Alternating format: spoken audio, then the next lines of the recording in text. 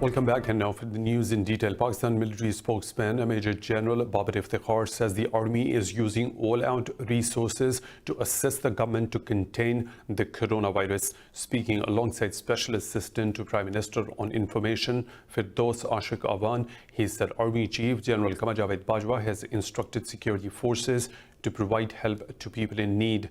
Major General Babar Iftikhar said the nation is unitedly fighting the crisis. He hailed the role of the media and the scholars in forging unity among the people. The Special Assistant said the National Command and the Operational Center has been established to make a national strategy to curb the disease. She said the center will work as a nerve center to analyze the flow of information on the virus spread. There are around 2,400 confirmed coronavirus cases in Pakistan, with 35 deaths and 126 recoveries. The United Kingdom has reported a record 684 fatalities from the coronavirus in a day, pushing the country's death toll to over 3,600. In Spain, 932 patients died overnight, showing the first fall in daily toll since 26th of March. There are now 117,000 confirmed cases, but data shows the rate of the new cases is falling. Governments across the world are ramping up measures to try to slow down the spread of the coronavirus. But it took less than a week for the number to double from 500,000 to 1 million, with a total of over 53,100 deaths. More than half of all the cases have been in Europe, with Italy and Spain worst affected. The United States reported the highest daily death toll in any country so far at nearly 1,200. With more than 245,500 confirmed cases, the US is approaching 3 times the official number recorded in China. It now has more than 6,000 fatalities as the contagion rapidly spreads. In Iran, the death toll has risen to more than 3,300 after it confirmed another 134 deaths in a day. The virus has infected over 53,000 people there. The WHO has called on countries to increase testing, as the true number of cases is thought to be much higher. In another inhumane act, police in Indian-occupied Kashmir have announced to arrest anyone who speaks up against the domicile law. Pakistan has apprised a UN chief about India's belligerent move of introducing new domicile rules in occupied Kashmir. In a telephone call with Antonio Guterres, Foreign Minister Shah Mahmood Qureshi said India's move is a blatant violation of the 4th Geneva Convention. He said the UN and the international community must take steps to prevent India from changing the demography of the occupied valley. Qureshi also discussed ways to mitigate coronavirus. He hailed the Secretary General's initiative of establishing an emergency fund of $2 billion for COVID-19 response. Meanwhile, Qureshi also discussed coronavirus measures with his UAE counterpart, Sheikh Abdullah bin Zayed Al Nahyan. The US has expressed concerns over a shift of Afghanistan's financial matters to presidential office. US Envoy for South Asian Affairs Alice Wells said Afghans need accountable government. She said the government is putting the key constituents of the financial matters under the presidential palace. Wells was referring to a report published by the US Institute of Peace. The report says the Kabul administration is eviscerating the finance ministry and gravely weakening one of the country's most effective institutions. It said the move jeopardizes the sustainability of peace if an agreement is reached with the Taliban. Meanwhile, the World Bank has approved a $100 million aid for Afghanistan for the fight against COVID-19. The bank said the fund is part of an emergency response and health systems preparedness project of the institution. Israel has arrested Palestine's Jerusalem minister Fadi al-Hadmi. Jerusalem Affairs Ministry says Israeli police raided the minister's house in Suwana neighborhood and took him into custody. The ministry said the police broke down doors and smashed the windows of the minister's house. Palestinian Prime Minister Mohammed Shatai has called for al-Hadmi's immediate release. He said Israel continues to target those who ever work for Jerusalem, even at critical moments like COVID-19 pandemic. Lebanon says Israeli forces have crossed the fences along their border and carried out a search operation. State media said the Lebanese troops remained on alert while Israeli forces used a smoke bomb to break in near the southern town of Mas al-Jabal. It said Israel's actions forced the mobilization of Lebanese army and the UN's international peacekeeping forces. It added that Israeli forces set up a small tent in the vicinity while being protected by their Merkava tank.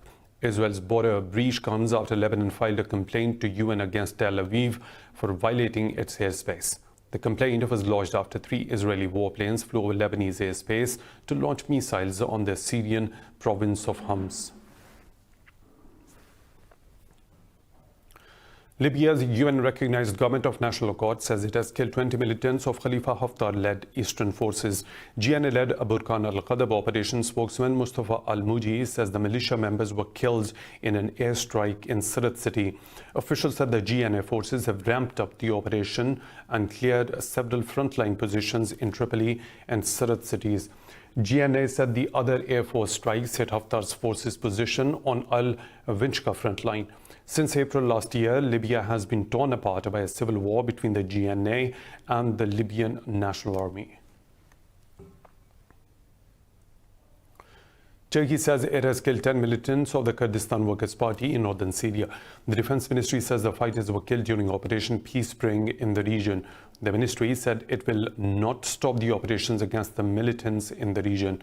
Yesterday, Turkey killed 14 PKK militants during Operation Euphrates Shield. Since 2016, Turkey has launched a trio of operations across its border into northern Syria. Ankara holds the fighter group responsible for the deaths of some 40,000 people in a 30-year conflict. Syria says 2 people have been killed while 4 others wounded in shelling by Turkey-backed rebels in Hasaka northwestern countryside. State media said the rebels launched an attack with rocket shells against the civilians' houses in the villages of Kabir Saghir and Al-Abush in Tal Tamir. It said 3 civilians were wounded in rebels' mortar attack on the village of Rabayat. Earlier, the government officials said the rebel forces are violating a truce deal brokered between Turkey and Russia. They said the rebels have breached the cessation of hostilities agreement for several times in a week. Last month in Moscow, Turkey and Russia reached an agreement to cease fire and start joint patrolling on a key border highway. Health authorities in several Arab countries have confirmed new cases and deaths from the novel coronavirus. The Moroccan Health Ministry said 27 new infections were confirmed, bringing the total number of cases to 735 with 47 deaths. In Oman, health authorities said 21 new cases were reported, raising the total to 252. The Gulf country's first fatality from the coronavirus was reported on Wednesday. In Lebanon, total infections jumped to 508 with 17 fatalities. The Palestinian government confirmed 10 more coronavirus cases, bringing the total to 171. Meanwhile, Kuwait's health ministry confirmed 75 new cases, taking the total number of infections to 417. The Hamas movement says that Israel alone bears the responsibility for the repercussions of the coronavirus outbreak in Gaza due to the blockade. The group's spokesman said Israel does not address any of the humanitarian needs of the residents of Gaza. He said Israel is committing a systematic crime against the people of the Strip by tightening its blockade. So far, 12 cases of coronavirus infections have been reported in Gaza. The virus has found a way into Gaza even though the Mediterranean enclave has been largely cut off from the world. International officials fear the virus could quickly spread and overwhelm an already gutted health system. UN General Assembly has unanimously adopted a resolution calling for increased global solidarity and international cooperation against the COVID-19 pandemic. It is the first UN resolution on the outbreak coming after the number of coronavirus cases surpassed 1 million worldwide. The resolution was prepared when Norway surpassed 1 million worldwide. The resolution was prepared by Norway, Switzerland, Singapore, Indonesia, Liechtenstein, and Ghana, and sponsored by 188 countries. The resolution emphasized on the need for assistance to the poor and the most affected countries. The resolution highlighted the need to respect human rights and oppose any form of discrimination, racism, and xenophobia in response to the coronavirus. More stories to follow right after a short break. Stay tuned.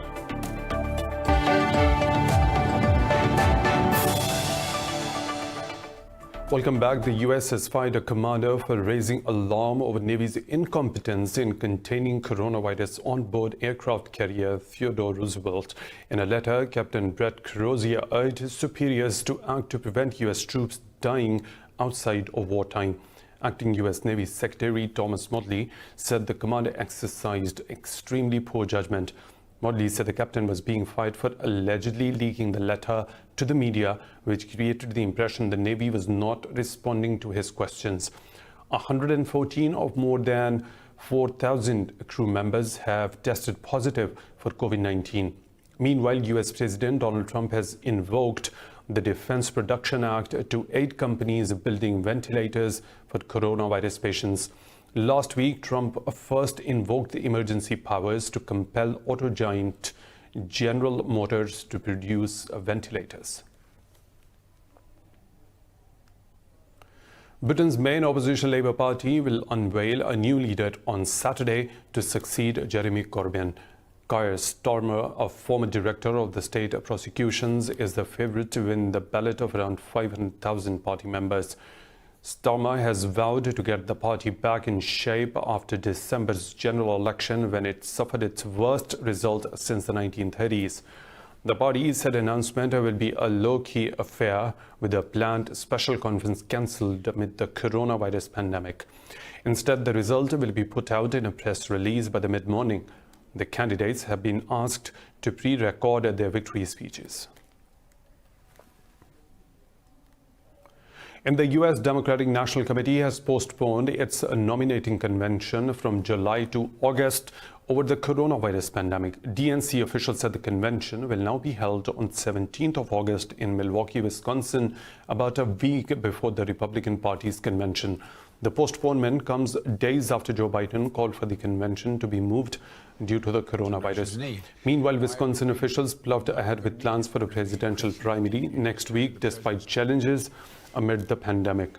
The state's Democratic governor and Republican-controlled legislature have not moved to delay the primary and local elections scheduled for Tuesday.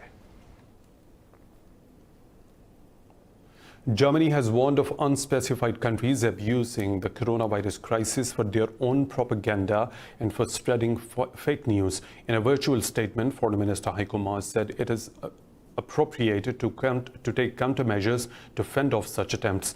Maas was speaking in Berlin ahead of a video conference meeting with his counterparts from other NATO members. Maas did not name the countries after being asked how the current crisis changed the relationship with China and Russia. According to an EU document, Russian media deployed a disinformation campaign against the West to worsen the impact of the coronavirus.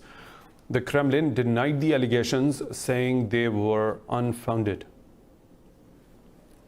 Sich gegenseitig helfen. Ich will daran erinnern. What we are warning about and what we need to discuss at today's NATO meeting, and what we already talked about on an EU level, is that some are abusing the situation for propaganda purposes in order to look better. In Australia, New South Wales police have transported health professionals and an independent medical team to the Ruby Princess cruise ship. The team will test the crew members for a new coronavirus. The operation is a part of the government's efforts to deal with 8 cruise ships in Australian waters of the east coast. Speaking in Sydney, Police Commissioner Mike Fuller said there were nearly 8,500 crew members in ships that needed to be checked. He said if a small percentage ends up with the virus, it would overwhelm the country's health system. Meanwhile, Australia's science agency has started trials on ferrets to produce a vaccine against the novel coronavirus. The Commonwealth Scientific and Industrial Research Organisation said the testing is likely to take 3 months. The move comes after the country reported over 5,000 confirmed cases with a total of 24 deaths. Hungary's Prime Minister Viktor Orban says that he has no time for criticism by EU allies or sweeping powers he took on this week. Orban insists he must rule by decree to tackle the spread of the new coronavirus pandemic. Earlier, 13 European centre-right parties urged the European People's Party political group to expel Orban's Fides party. Orban said he is ready to discuss the issue once the pandemic is over. Yesterday, the Greek, Belgian, Lithuanian, Czech and Slovak conservatives signed a statement calling for Fides to be kicked out of the political group. The signatories call on the European Commission to brand Orban's move a violation of the founding principles of liberal democracy and European values. Under the emergency law, Orban has the power to rule by decree until his government decides the virus crisis is over. In the U.S., a man who derailed a train near the Navy hospital ship Mercy, docked in Los Angeles, faces up to 20 years in jail. The U.S. Attorney's Office says the man was identified as 44-year-old Eduardo Moreno. In a statement released by the office, he admitted in 2 separate interviews that he intentionally derailed and crashed the train near the Mercy. The train ran off the end of the tracks and through barriers before stopping about 230 meters away from the ship. The first epicenter of the coronavirus, the Chinese city of Wuhan, is looking to get back to work as the number of new cases drop in the country. Country's non-profit organizations and volunteers are steering projects to revive normalcy in the post-pandemic situation. More in this report. After months of lockdown and thousands of deaths, Wuhan is finally trying to get back on its feet. Leading a team of 60 volunteers, Zhang Quan, a former soldier, is focusing on disinfecting hospitals and schools. At the beginning, we were focusing on the communities. Now, because the city is about to return to work, we focus on government department buildings, hospitals and schools. Lockdown had paralyzed Wuhan, the city of 11 million people. Public transits, as well as taxi services, were shut down, leaving it mostly to ordinary citizens to keep the city running. Our misty machine can spray a wide range. When we go a couple of rounds, normally it won't leave dead corner. Because it is mist, as long as it can be ventilated, then the mist can flow. The city has started to relax restrictions in the past week. People will now start leaving the city on 8th April, more than 2 months after the curbs were put in place in late January. In the U.S., homeless people are increasingly worried about food now more than ever. They are facing a whole new set of problems with the deadly coronavirus pandemic, just one of them. These hapless individuals are waiting to see the end of this outbreak. More in this report. The US now has the most confirmed coronavirus cases, with the numbers steadily rising up. Several states have been under a strict lockdown, while people restricted themselves to their houses. But the homeless are not that fortunate, as they are living in streets without any protection from the disease. They are at a high risk of becoming infected by the virus, with barely any food. Since the coronavirus, I've been furloughed. So at this time, I'm waiting for this to be over with this epidemic, and things don't seem to be getting any clearer as far as the way Trump is handling things. The worries about the country's food supplies are also looming large. Volunteers have been trying to give free food to the homeless. In Washington, many homeless people have set up their tents under a flyover, waiting for the pandemic to end. You know, people are supposed to stay in.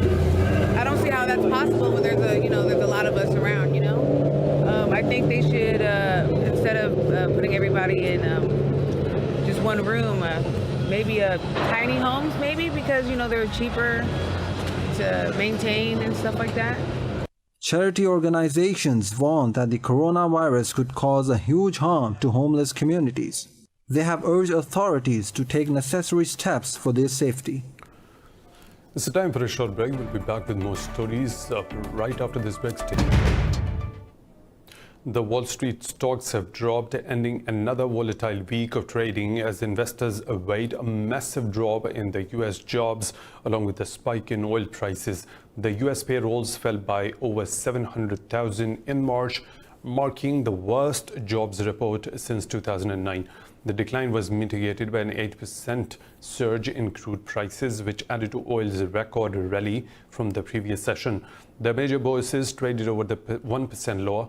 Traders expect more volatility in financial markets until the number of new coronavirus cases begin to decline.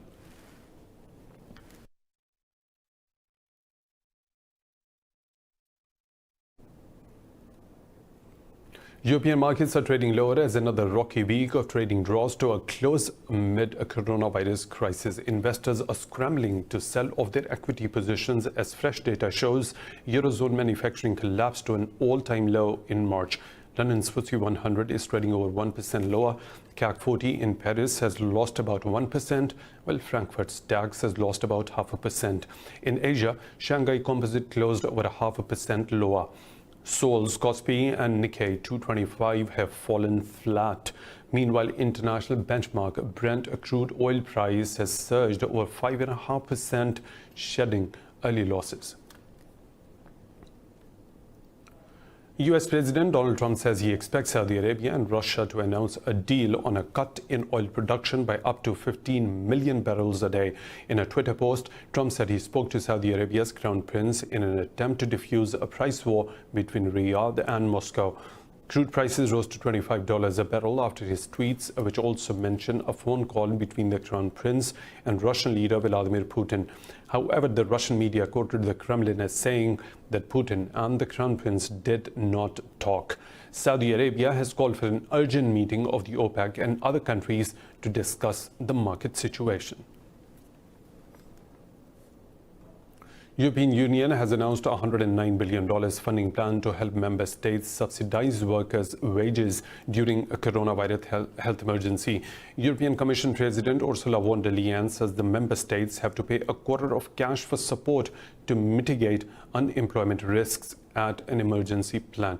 Leyen has said every euro in EU budget must be activated to help stem the economic shock created by the pandemic. She said all budget rules will be relaxed so the money can reach those that need it as quickly as possible. Leyen said the EU's next long-term budget should emulate US Marshall Plan enacted to help European countries after World War II. This is why we introduced today's SURE.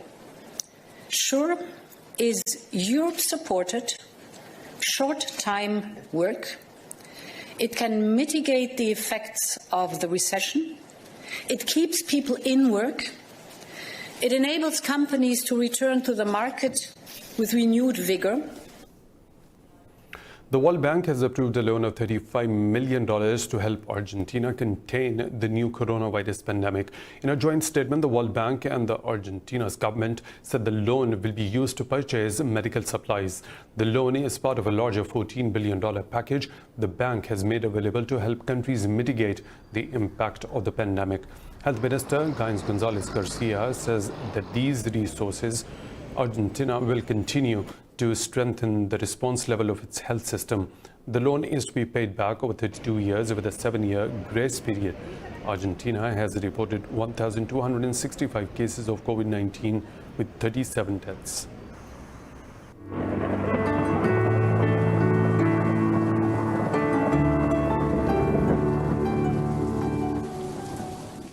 Another weather situation from around the globe.